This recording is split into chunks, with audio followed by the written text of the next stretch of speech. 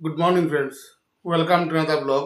আজকে পশ্চিমবঙ্গের একটা খবরের কাগজে প্রথমেই পশ্চিমবঙ্গ নির্বাচন নিয়ে কিছু কথা লেখা রয়েছে। প্রশাসনের মধ্য থেকে যারা কমিশনের নির্দেশে দালালি করছেন, তৃণমূল কর্মীদের গাঁজা কেস দিয়ে জেলে ঢুকিয়ে দেওয়ার চেষ্টা করছেন, বুট লুটের ষড়যন্ত্রে লিপ্ত সেই সব বিশ্বাসঘাতকদের চিহ্নিত করে রাখছেন মমতা বন্দ্যোপাধ্যায়। বুটের পর তাদের বাড়ি বাড়ি খাজা পাঠাবেন বলে তিনি হুঁশিয়ারি দিয়েছেন। খাজা পাঠাবেন কি জিনিসটা? এটা কি জিনিস? পাঠানো হবে বিচুটি পাতার নাড়ুও। কি সব কথাবার্তা! সোমবার বেলেঘাটায় নির্বাচনী সভায় এভাবেই প্রবল প্রতিক্রিয়া ব্যক্ত করলেন মুখ্যমন্ত্রী। কারণ একাধিক। একদিকে কমিশনের চূড়ান্ত অসহযোগিতা, বেছে বেছে তৃণমূল কর্মীদের হেনস্থা। সারা জীবন তিনি বেছে বেছে বিজেপি কর্মীদের হেনস্থা করেছেন, আর আজকে মনে হচ্ছে তৃণমূল কর্মীদের হেনস্থা করা হচ্ছে। ভোট গণনার সময় ষড়যন্ত্রের মতো অভিযোগ। ভোট গণনার সময় পশ্চিমবঙ্গের তৃণমূল কর্মীরাই ষড়যন্ত্র করে। অন্যদিকে মুখ্যমন্ত্রী নিরাপত্তার বিষয়টিকে গুরুত্ব না দেওয়া। মুখ্যমন্ত্রী নিরাপত্তার বিষয়টিকে গুরুত্ব প্রধানমন্ত্রী মোদী দিচ্ছেন না। এটা হতে পারে? এটা কখনো হতে পারে? এসব ব্যাপার নিয়ে ক্ষুব্ধ মুখ্যমন্ত্রী। তিনি হুঁশিয়ারি দিয়ে জানিয়ে দেন, তৃণমূল সরকারি ক্ষমতায় আসছে। আমার এক বিন্দুও মনে হয় না যে তৃণমূল সরকার ক্ষমতায় আসবে এবার। আর বিজেপি সরকারই এবার পশ্চিমবঙ্গে গঠিত হবে। যারা যারা এসব করে বেড়াচ্ছেন তাদের নাম, ঠিকানা, ফোন নাম্বার সব নিয়ে রাখছি। এই যে হুমকি, এসব হুমকি দেওয়ার পরও যদি পশ্চিমবঙ্গের জনতা না বুঝেন, তাহলে কিচ্ছু করার নেই। ভোটের পর বাংলার মায়েদের তৈরি নাড়ু পাঠাবো। কিসের সাথে কিসের মিল? কোনো কিছুর সাথে কোনো কিছুর মিল নেই। পশ্চিমবঙ্গে মমতা বন্দ্যোপাধ্যায় একটা বিচ্ছিরি ধরনের একটা রাজনীতি করছেন। মমতা বন্দ্যোপাধ্যায় বিচ্ছিরি রকমের রাজ্যটাকে চালাচ্ছেন। মানে কি বলবো, কিচ্ছু বলার মতো ভাষা নেই আমার।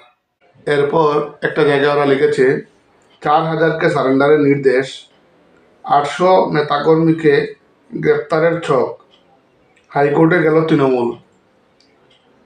বিধানসভা নির্বাচনের আবহে বেছে বেছে তৃণমূলের নেতাকর্মীদের হেনস্থা করছেন জাতীয় নির্বাচন কমিশন। এটা হতে পারে? জাতীয় নির্বাচন কমিশন তৃণমূল কর্মীদের বেছে বেছে হেনস্থা করছে। কার্যত কেন্দ্রীয় সংস্থাগুলিকে দিয়ে বাংলার ব্লকে ব্লকে টার্গেট করে হানা দিচ্ছে ইডি, সিবিআই বা আয়কর দপ্তরের মতো সংস্থা। এই যে বলা হচ্ছে যে বাংলার ব্লকে ব্লকে টার্গেট করে মানে ইডি, সিবিআই বা আয়কর দপ্তরের সংস্থা হানা দিচ্ছে। ইডি এটা একটা স্বতন্ত্র সংস্থা, সিবিআই স্বতন্ত্র সংস্থা, আয়কর দপ্তর স্বতন্ত্র সংস্থা।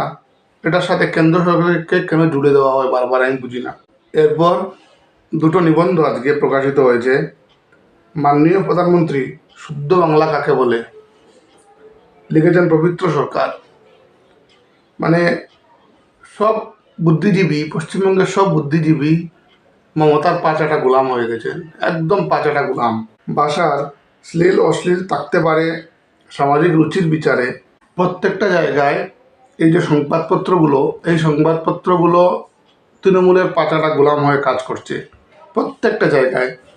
ওই যে বুটের হাওয়া এক জায়গায় লিখেছে, শুভেন্দুর ঘনিষ্ঠ অশালীন চেটে নন্দীগ্রামে প্রলয়। মানে এটাও মমতার পাঁচাটা গোলামের মতো কাজ।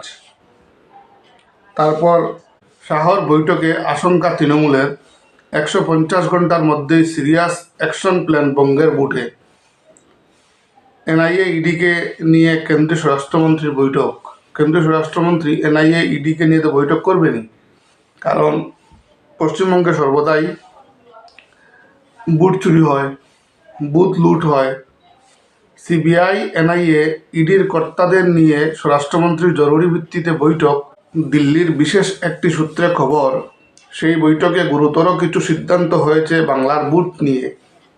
যার জেরে তৃণমূল কংগ্রেসের দাবি, আগামী 150 ঘন্টায় প্রথম আর দ্বিতীয় দফার ভোটের মধ্যে বড় কোনো ষড়যন্ত্র সামনে আসতে চলেছে 2 চব্বিশ পরগনা, কলকাতা, হাওড়া ও হুগলি জেলাকে কেন্দ্র করে। তৃণমূলের অভিযোগ, এটাই স্বরাষ্ট্রমন্ত্রীর সেই বৈঠকের নির্যাস। ভালোই হবে। বিজেপির 71% প্রার্থীর বিরুদ্ধে ফৌজদারি মামলা। দ্বিতীয় দফায় 142-এর মধ্যে 63 কেন্দ্রে রেড অ্যালার্ট। মমতাকে হুমকি হিমন্তর। আমাদের হিমন্ত বিশ্ব শর্মা ঠিক আছেন একদম। নির্বাচনী সভায় বক্তব্য রাখতে এসে কার্যত বাংলার মুখ্যমন্ত্রীকে জড়িয়ে রীতিমতো হুমকি দিয়ে গেলেন অসমের মুখ্যমন্ত্রী হিমন্ত বিশ্ব শর্মা। সোমবার তমলুকের শহীদ মাতঙ্গিনী ব্লকের এক সভায় তিনি বলেন, এখানে আমার নামে একাধিক মামলা করা হয়েছে। মুখ্যমন্ত্রীকে জানিয়ে দিতে চাই, আমরা গুলি খাওয়ার পাত্র নই। এক গুলি মারলে পাল্টা 2 গুলি মারব। অসমের মুখ্যমন্ত্রীর এই হুমকি নিয়ে নির্বাচনী বিধিভঙ্গের অভিযোগে সরব হয়েছে তৃণমূল। এই প্রসঙ্গে রাজ্যের মন্ত্রী শশী পাজার প্রতিক্রিয়া, হিমন্ত বিশ্ব শর্মা যা বলেছেন এটা এমসিসি ভঙ্গ করেছে, ওর বিরুদ্ধে এখনই এফআইআর করা উচিত। হোক না এফআইআর, কী হবে? হিমন্ত বিশ্ব শর্মা এরকমই কথা বলেন। তোমরা বলতে পারো আর হিমন্ত বলতে পারবেন না, এটা হয় নাকি? স্মৃতিকে পাল্টা শশীর। এবার মহিলা সংরক্ষণ বিল নিয়ে বিজেপি তৃণমূল চর্চা। সংবিধান সংশোধনী বিল মুখ তুবড়ে পড়ার পর থেকেই বিজেপির কেন্দ্রীয় নেতামন্ত্রীরা নিশানা করছেন বিরোধীদের। মহিলা সংরক্ষণ বিল পাস না হওয়ায় রাজ্যে বুথ প্রচারে এসেও তৃণমূল ও কংগ্রেসকে তুপ দেখেছিলেন প্রধানমন্ত্রী নরেন্দ্র মোদী। আর সোমবার সাংবাদিক বৈঠক করে প্রাক্তন কেন্দ্রীয় মন্ত্রী স্মৃতি ইরানিও নিশানা করলেন তৃণমূলকে।